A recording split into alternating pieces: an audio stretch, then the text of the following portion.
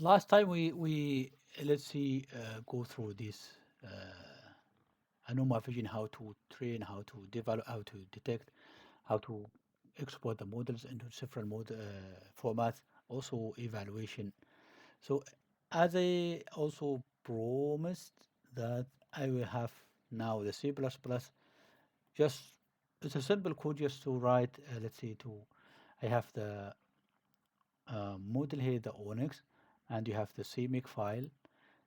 This I have all the, let's say, downloaded the ONNX from the repo. You can just go to this directory and download this for you for the C for Windows, and I have put it in the C drive. So for the C++, I just would like to, let's see, compare the running time of the in a C++ and also in a Python.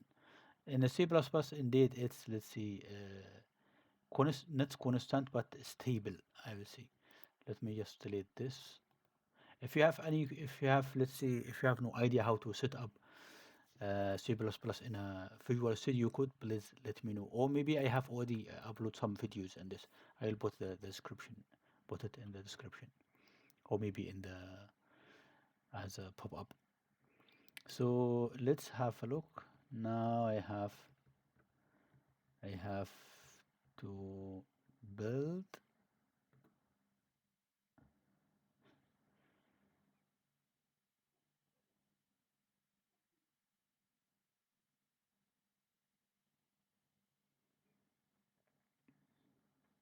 So if everything is fine, sure, it should work.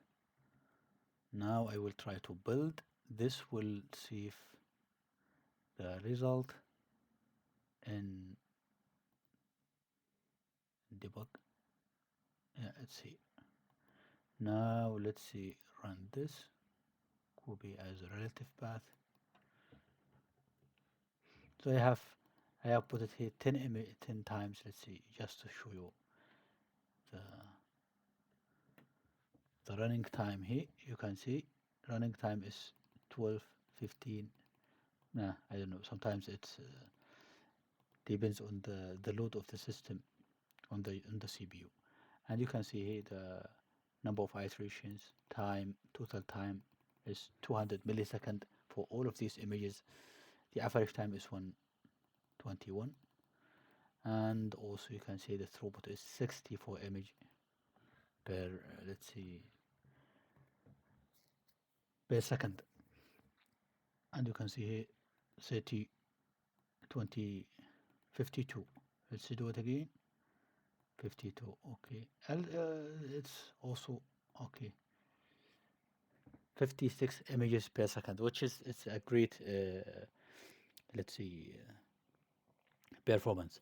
And of course, I will put this in the attach this in the repo so you can also use it. Thanks for watching and see you next time.